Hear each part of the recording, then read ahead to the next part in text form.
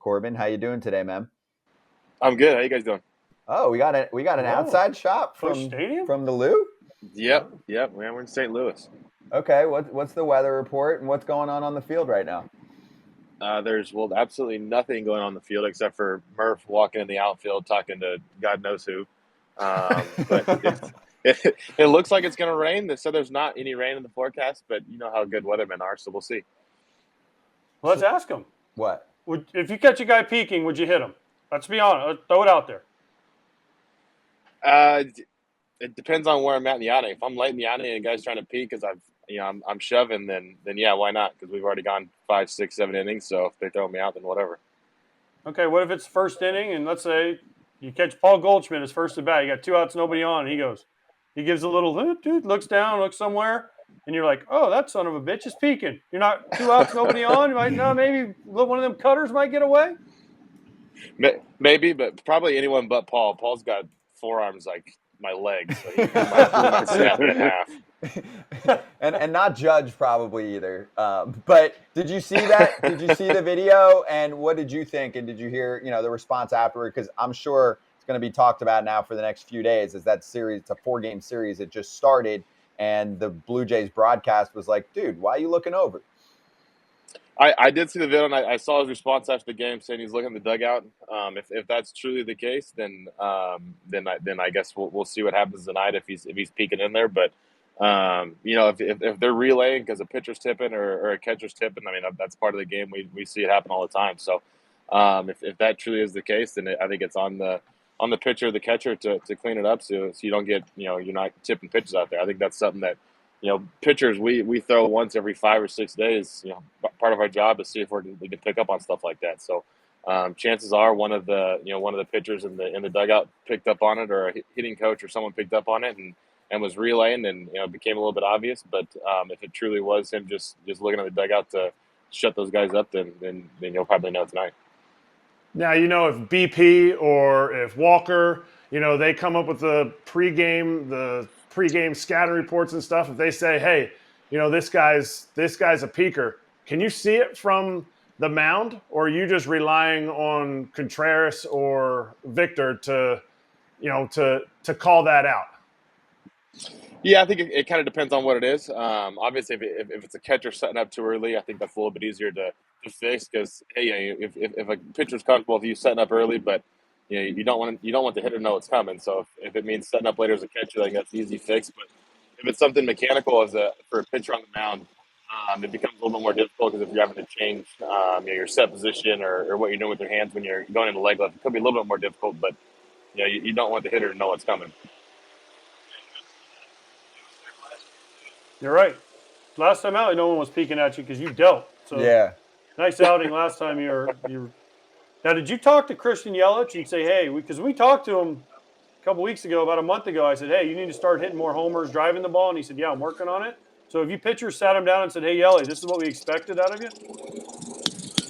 I think it was probably mutual. Like, hey, Burns, you need to quit throwing the ball like shit, and Yelly, we're going to start hitting. So I think it's kind of over. It kind of overlapped. We said, okay, let's stop screwing around. Let's start playing some better baseball. I like it. Oh, yeah, pitchers, man, you guys need run support. Pitchers not pitching good, they always come in and say, hey, I need more runs. And when hitters aren't hitting, the pitchers say, hey, get some damn hits for me. I get it. Works both ways. Now, we need you to get the cheese head, though. After you pitched your last time out, you should have taken Rowdy and said, I get the cheese head. I'm sticking it on my head, and I'm going to walk around. Now, Rowdy said it's impossible, but I think with your last outing, you should have grabbed it. I think if I wouldn't have walked 4 guys, I would have taken the cheese head and ran around the clubhouse for the first pitcher to get it after finally throwing the ball well. But, yeah, maybe next time without all the walks, then I can take it and run around Randy's locker and slap it around a little bit. Maybe next time you catch a pop-up, you really enjoyed catching a pop-up before, you just run in and you take the cheese head. But Maybe that. That's a fair reward for you. We had a discussion, I think, last week, maybe like Thursday. What is an ace, and are you an ace? I don't know. I mean, I feel like whenever someone's on top of their game, you could have a stretch of 5 or 6 starts where you're dominant. So does that make you an ace for that stretch of time, or do you have to do it for a full season? I don't know what the qualifications are for an ace, but I think when I'm out there and I'm on top of my game and things are going well, sure, you can call me an ace. Why not? Do you have a Cy Young? I do. I do have one of those. Do you usually go 6-7 innings each time through? Hopefully, yeah. Hopefully, yeah. Ideally. You try, right? Most of the time, if you're mediocre, you go 6. If you're great, you do 8, right? Usually. Yeah. So you're saying he qualifies. And you've done it He's for an ace. Yeah, and you've done Yeah. it for a few years now. These Guess guys what? are strict. Congratulations, Corbin. You're an ace. Okay. Eric and I I made give it. you You your made it. ace card. You did it. You have earned Kratz and Pierzynski's very, very strict rules on ace status. Kratzy, why don't you tell him A, what your qualifications are for an ace, and B, is Shohei Ohtani an ace, Eric Kratz? Wait, you want me to say if he's an ace or not? No, he's not an ace. Well, Shohei that's why I want to Ohtani's- get Corbin's reaction, because I bet you he's on the same page as Kip and me. No, he's not. Shohei Ohtani's not an ace. And listen, Corb, okay? You and I go back a long time. Whatever AJ and I say it's gospel in this, okay? So you have to do it for a long time. You can't just put together 5 starts and be like, oh man, he's an ace. You might throw like an ace one night. You know, Philip Umber has a perfect game. He threw like an ace that day. Hey, take it easy. Okay, he had a catcher that helped him throw like an ace. You have to put it together for different years. You have to be a guy that's going top echelon in innings pitched because you're out there. You have to be a guy that's either multiple years, top 3 Cy Young, or you have to win the Cy Young. You can't just be I had this here and there. Wow, you had a really nice smile. You're an ace, which is Scotty Braun's theory of aces. So it's a very strict, my view and AJ's view, 8 to 10 aces each year in the big leagues, because sometimes guys drop off, sometimes guys elevate their game or continue to do what they were doing. Yeah, no, I hear it. I agree with the the consistency over time. Obviously, I think you have some guys have a really good year, then they're kind of scuffling the years after that. So does that make them an ace? I think that's for everyone's interpretation. But I can see both sides of it where a guy has a dominant first half and is breaching on ace territory and then falls off, and maybe not. So I can see both sides of the spectrum there. Corbin, I'm going to read you from my Corbin Burns card I've had sitting on my desk since first time we had you on. That's true. This card has been sitting here since it's 2023 tops right here. You can see it. Yeah, and look at the piss poor way that he's holding that thing. Completely brings the PSA value down from 10 to 5. Cents. So 2020 shortened year. Okay, 4-1, 1.02 WHIP, 2.11 ERA. Okay. 2021 11-5, 0.94 WHIP, 2.43 ERA. 2022 12-8, 243 punchies, 0.97 WHIP, 2.94 ERA. He knows this stuff. I know, but guess what that qualifies you as? Ace. Okay. Freaking ace. Okay, wait. You know why? Because he did it multiple years and he has a Cy Young. So has Bam! Shohei Ohtani. Corbin Burns simply Doesn't have a Cy Young. is Shohei Ohtani an ace? I think if he continues to do what he's done for this year and into next year, yes. So he's not Thank an you, ace Corbin. yet. Thank you, Corbin. He has thrown like an ace for a short amount of time, yes. Okay, fine. He also almost hit for the cycle last night, so that disqualifies him too. He's an He ace. also had 4 hits, and that disqualifies him. If you're going to be an ace, you got to look like a slap up there at the plate like most of us do. You're making us look bad. Okay, on this series, here, another simple one for you to start. Are the Cardinals good? I mean, look, they're a good baseball team. They haven't played the way I think they're going to play the rest of the year. Obviously, you saw that lineup last night. They smacked us around and put up 18 runs. So, I think on any given night when that offense is swinging it like that, they're going to be tough to beat. But yeah, I don't think that the way they've played to start off the year is how they're going to play all year. But does that mean they're a good team or a bad team? I don't know. That's something we have to judge after game 162. So you've been through countless catchers since your debut in 18. me and Manny, Grandal came in, Narvaez came in, Victor came in, and at different times, now Contreras is in. At different times, you had different starting pitchers. Run us through, because of the whole Wilson-Contreras debacle that's been going on over there, run us through what that's like for you as a pitcher, getting to know your new starting catcher. Yes, I mean that as you and AJ know, that relationship is something that takes time to build. So guys are going to feel comfortable throwing to a guy they've thrown to for a long time.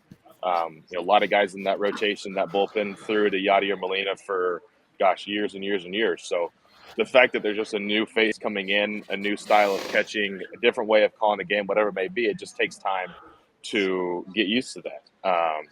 Obviously this year with the WBC and some guys being away, I think it limited some of the time that, guys got to make that relationship and build that relationship. So, for me, the relationship pitcher to catcher is one that is always, growing and always building.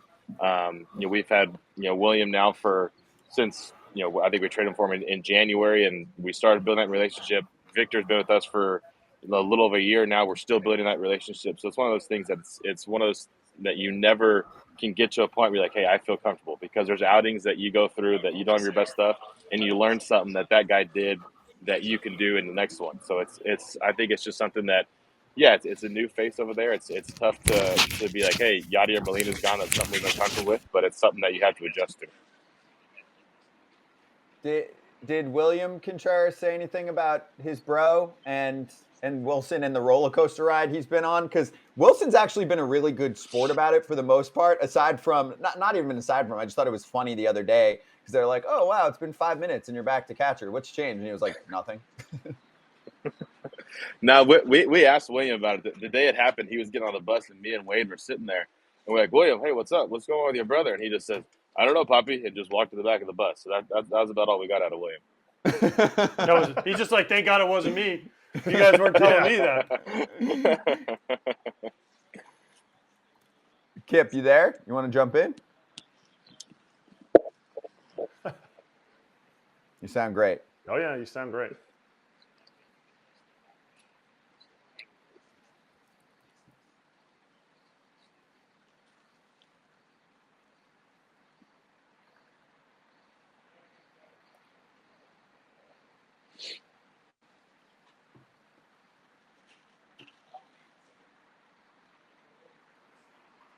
To right now, ask the guys who are walking back to the dugout how they feel about facing this guy when they see him on the bump across from him. That's an ace. They know they have his best stuff.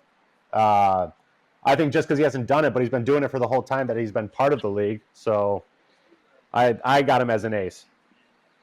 I know I'm catching back up on the conversation here.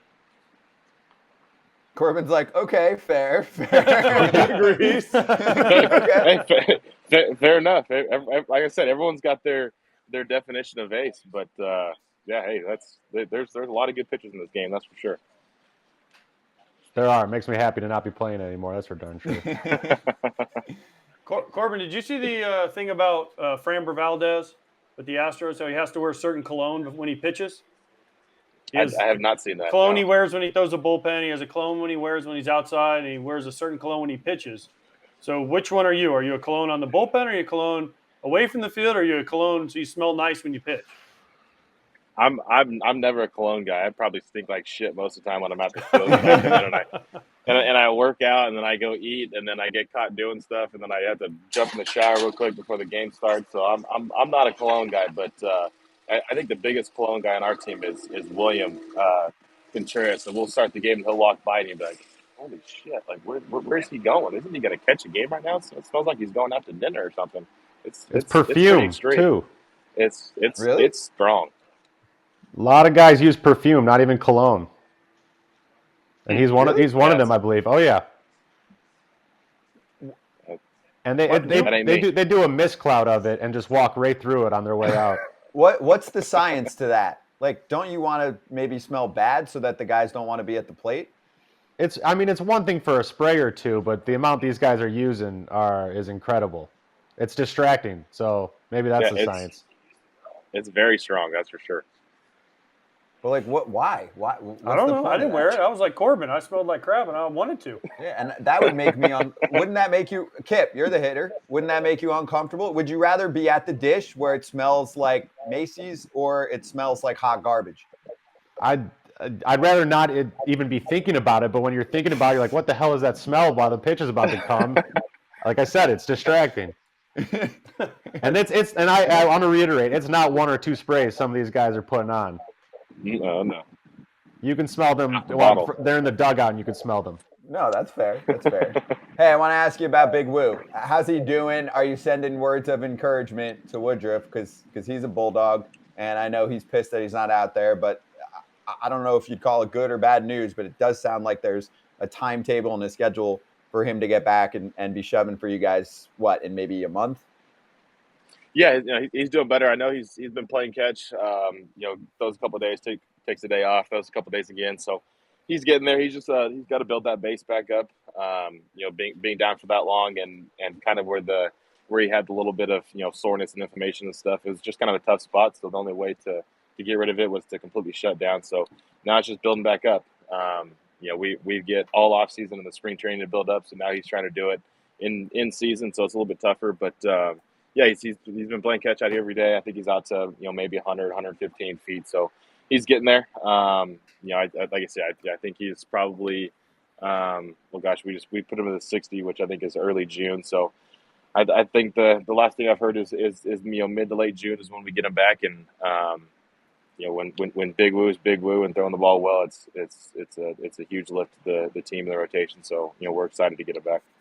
What are the young guys in the lineup doing for you guys? What is that energy feel like when they come to the park? Is it like, oh no, the young guys are in the lineup, or is it like, oh, we got these guys, I know they're going to make plays behind me, I know they're going to get hits? Terang, Weimer, Owen Miller, all those guys.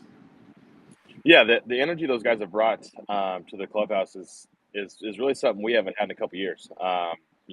I remember in 18 and 19 when I came up, we had, Woody came up, Freddie came up, Devin came up. Those guys, they bring that young energy, that life to the clubhouse.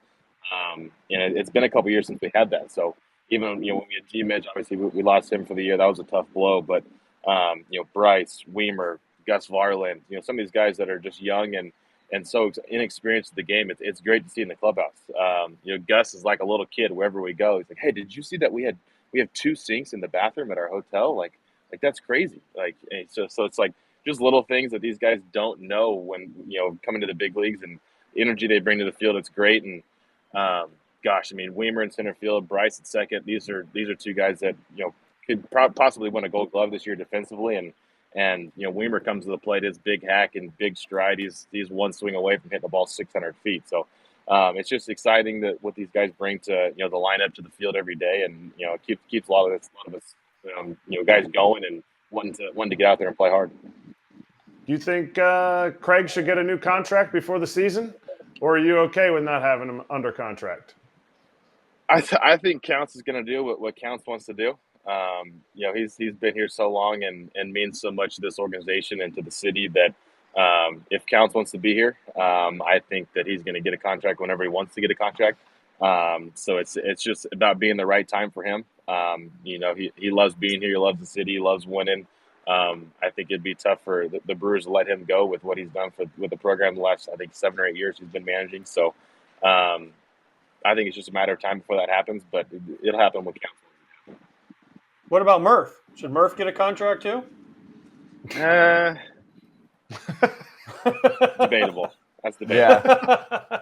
Is Murph Is Murph out there talking to the grass? Is he looking down like because he also he'll you talk gotta to tell anybody. everyone who Pat Murphy, the bench coach. Is he by you? Yep. Who's a legend? Is he out there talking to the grass? Because normally he just talks to anything. He's down the line right there. Just oh my god. Yeah. Oh, right there on the sitting down. Yeah, just sitting down there on the rail. How long before he's on the training table, just taking up one of the spots? We haven't seen him on the training table since he had his heart attack a couple years ago. But we always tell him, "Hey Murph, you're one bad day away from being there. So we got to keep an eye on you." So He's always the guy, even when there's no one on the field. Like we got Jason Lane out running polls right now. I don't know how often Jason does that, but we always got to have someone to keep an eye on Murph just to make sure he doesn't wander off and get lost. Ask when you see Jason Lane. Tell him I said hi from 2005. Please say, hey, how'd Yep, that World Series go in 2005? Tell him I appreciate it. Tell him thank you. I think he missed a home run by literally about 2 inches in game 3 or game 4. Jason Lane, I mean, because he was a hitter and then he was a pitcher. Yes. Now he's a third base coach guy. Whatever. Those Astros, yeah. No, I remember. But yeah, you do. Corbin, the Cardinals. We already kind of hit on them a little bit. Big series for you guys because they're kind of buried. You guys are in first place. They're starting to charge now. Here's the thing: you have Miley tonight. You have your pitching tomorrow. How important are these 2 games, especially after the 18-1? Drubbing, I guess you would call it last night, for you guys to win and say, hey, you know what? You guys are hot, but we're still the class of the division.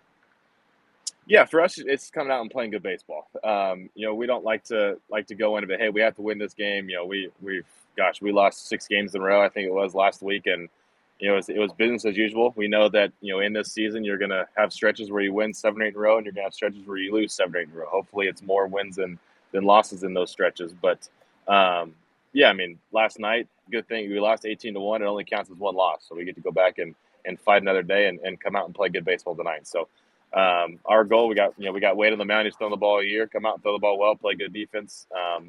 Swing the bats well, and if it means we win tonight, great. If not, we move on to the next day. We know that we can't get caught up on too many. Get just super high where we win so many in a row that we fall off when we lose 1 game, and when you're losing a bunch, just know that you're 1 good game away from getting on the winning streak. So, it's just important to come out and put yesterday in the past and have a good game today. And yeah, it'd be great to win this series, but we know there's a lot of baseball left to play. I got a message for Murph once he gets closer into it. It's the same message I gave for Tito, is that you want them to kind of like, you're worried about their health. You're like, just go retire and enjoy yourself. But I think coming to the ballpark, he needs to sign a contract because I think that's the safest place for him to be, where there's doctors and a gym and people that are going to watch him and make choices for him, because I don't trust either of those guys to make decisions on their own. Yeah, that's probably true. Tell him he needs to sign for his own health. He needs to sign back. I will. I'll tell him that for sure. Hey, Corbin, have fun out there. Keep the rain away, okay? You guys, we don't need rainouts in mid-May. You got barely any off days as it is. So keep it all going together, and good luck tonight. You'll get them back. 18-1, 2-1 doesn't freaking matter, as we all know in baseball. So get after it later. Exactly. Awesome. Thank you, guys. Cheers, man.